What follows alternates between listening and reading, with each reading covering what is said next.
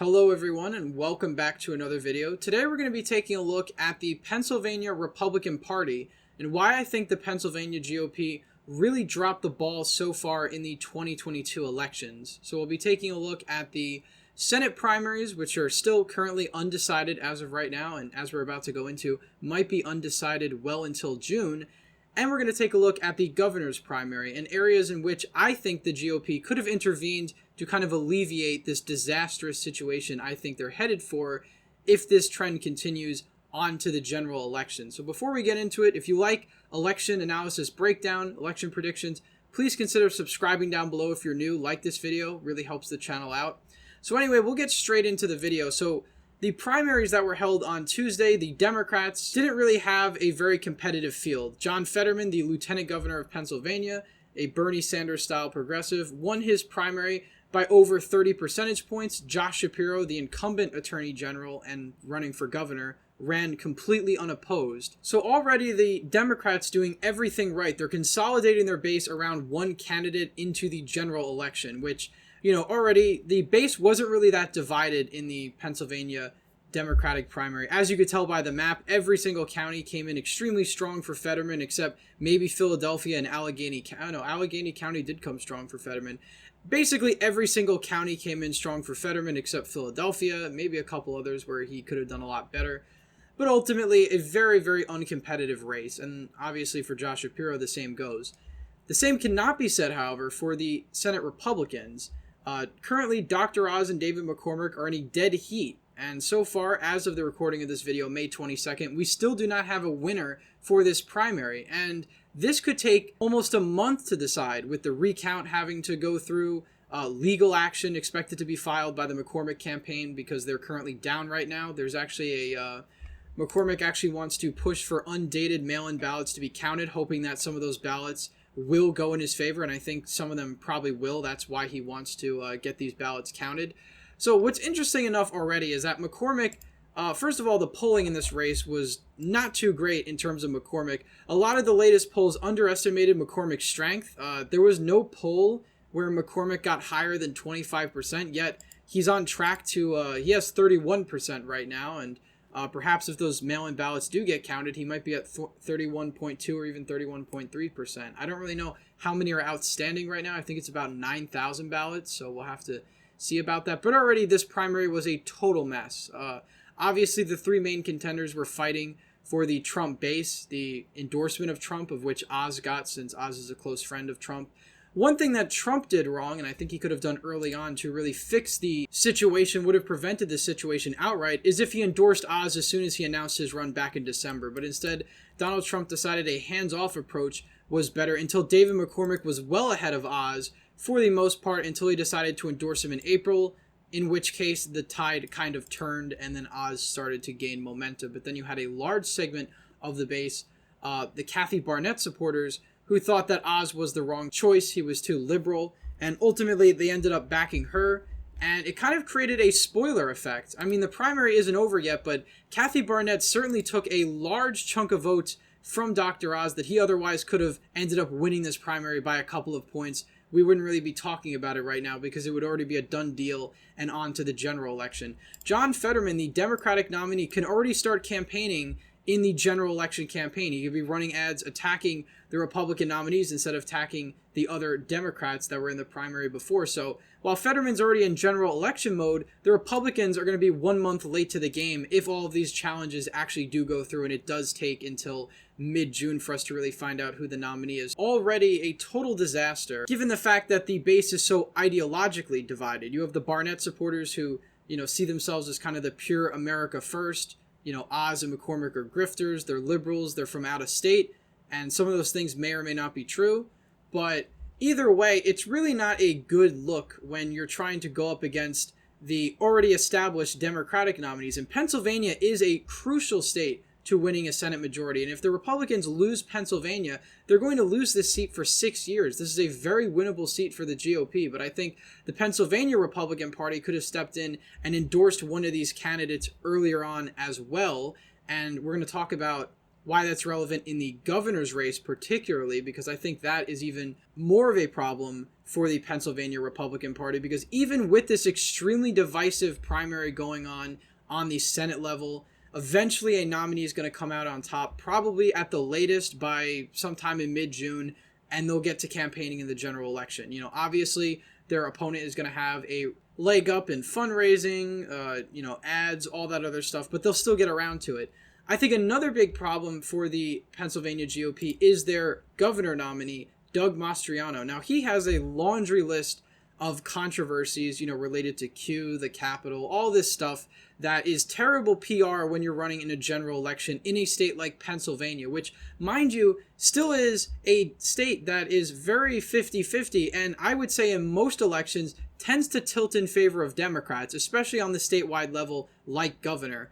I mean, if you look at the primary results, the Republicans outperformed the Democrats, but only by a small amount. When you compare this to states like Ohio, for instance, which really didn't have very competitive primaries, this was a lot closer. Now, Pennsylvania has a much higher rate of registered Democrats than Republicans, so obviously that's a factor in this as well. But still, when it comes to statewide contests like governor, I think the Democrats automatically have an advantage. Also, Josh Shapiro was the only Democrat in 2020 in Pennsylvania to outrun Biden. He got more votes than Joe Biden did. He also beat his opponent by about 4 points. He's also a fairly popular attorney general. He's taken on student loan predators, the Catholic Church, and the abuse scandals along that. So he's very widely popular among regular Pennsylvanians, particularly in suburbs, which are going to be crucial to winning the election. Now, Doug Mastriano, a lot of his positions are kryptonite to the suburbs. He is definitely to the right of Donald Trump. So you already have a lot of suburbs in the Philadelphia collar counties that don't like Trump and probably won't like Mastriano even in an R favorable year, because we've seen Pennsylvania vote against the grain before. They did it in 2014 when Tom Wolf won by 10 points over an incumbent Republican governor. Now, I'll grant it that that incumbent governor was extremely unpopular, but still in an R+ year, you think you have a margin better than 10 points. Now, if we look at the primary here, there were plenty of areas in which the Pennsylvania GOP could have intervened. Doug Mastriano didn't have a solid lead in this primary until about early April. So even if the Republicans back then got some of these bigger candidates, like McSwain, like Dave White, to drop out of the race at that point and promise them endorsements in other races in the future, you could see a situation in which Lou Barletta was the nominee and not Doug Mastriano, in which case I would say this is a much safer bet for the Republicans. Lou Barletta does have his own problems, though. I hear he's not really a great campaigner. I have anecdotal evidence of that, as well as even Donald Trump himself admitted that Lou Barletta, quote, ran a lousy race back in 2018 because Lou Barletta doesn't really campaign a whole lot. Now, I still think, despite all that, he would be a safer choice for the Republicans. I think if he got his campaign game in action and actually was traveling around the state, running ads, obviously the Republican Governors Association would support him. They kind of released a tepid endorsement of Doug Mastriano, if you could even call it that. It was more of a tepid congratulations, basically just saying, we're committed to making sure Republicans win governorships around the country. So in a way, they're really not enthusiastic about this nomination because Doug Mastriano has so much baggage. And if you look up his name at all, you'll find a million articles negatively attacking him for his more out of the mainstream positions. And I think that's one thing he's really going to have trouble overcoming in a general election. Now, Doug Mastriano is an intelligent guy. He's a very smart guy, very well-educated, military veteran. But it really depends how he runs this campaign. And I think one thing the GOP of Pennsylvania should have done early on is made sure that Doug Mastriano did not get the nomination. Now, I'm not saying that from any personal stance. I'm saying it from a purely strategic stance. And there was a coordinated effort, albeit way too late, by the Pennsylvania insiders in the Pennsylvania Republican Party to try and get the other candidates to drop out and endorse Lou Barletta so that this wouldn't happen. Now, if we take a look at the primary results, that late ditch effort, even if McSwain and White had dropped out, a lot of votes had already been casted by mail, and Doug Mastriano won this primary solidly by basically 24 percentage points almost. And he won geographically in every single area except the area where his opponents were from, mainly northeastern Pennsylvania, Chester County, and Delaware County. Of course, Barletta would have been the strongest candidate, I think. Obviously, he did 5 points better than the third place contender. But still, I think ultimately that would have presented its own problems. And I think it's a regrettable fact for Pennsylvania Republicans is that the base ultimately usurped the will of the party. The base basically chose Mastriano, a candidate who was extremely solid on every issue, very outspoken about a lot of issues, particularly about the election of 2020, is a lot more of a risky candidate to run in the general election. So while Mastriano has all of those credentials, mind you, all of the other candidates essentially agreed on everything, basically everything, and they didn't have this baggage that Mastriano has, going to the Capitol, giving 1,000,001 speeches in the legislature about, the need to overturn the election and stuff like that. I mean, that's what's really being run in the press right now, and it's really bad for somebody like Mastriano. So I think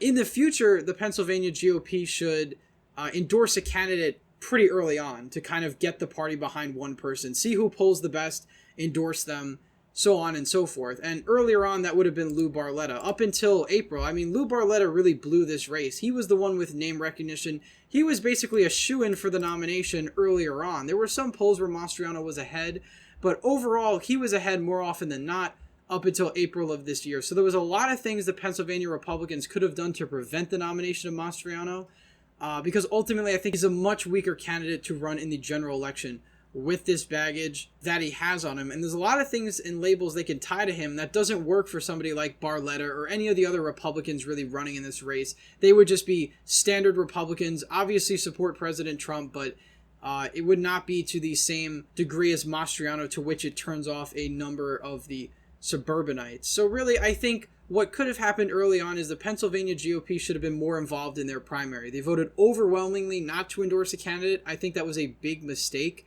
Either they should have done that, or they should have had a convention-style primary like what happened in Virginia, in which Amanda Chase, who never would have won a general election, was way too far to the right for a general electorate, was on track to get the nomination. They had the primary. The primary had a lot less voters, more party insiders, but they were still sort of ideological. They ended up picking Youngkin, and Youngkin ended up turning Virginia red for the first time in 12 years. So I think there's a lot of things the Pennsylvania GOP could have done to get somebody like Barletta, or even try and draft another candidate much earlier on to actually run for governor, because I certainly think Mastriano's victory puts the governorship in jeopardy. Now, I'm not saying he's definitely going to lose or anything like that. I'm just saying it's going to take a much tougher campaign to get him over the finish line than somebody like Barletta or any of these other Republicans.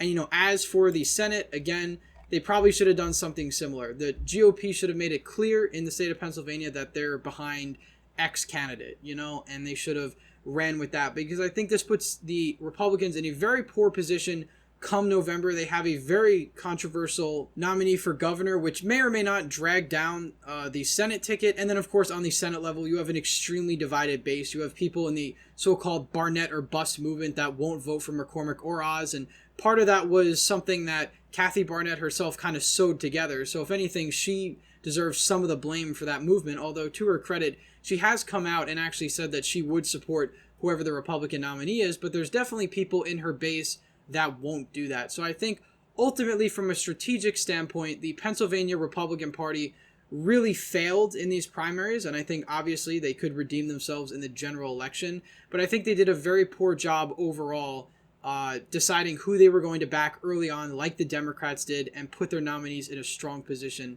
come November. Anyway, guys, thank you all for watching this video. Please leave a thumbs up if you enjoyed. Comment your thoughts down below. Subscribe to the channel if you're new. And as always, again, thank you all for watching, and I hope to see you in the next one.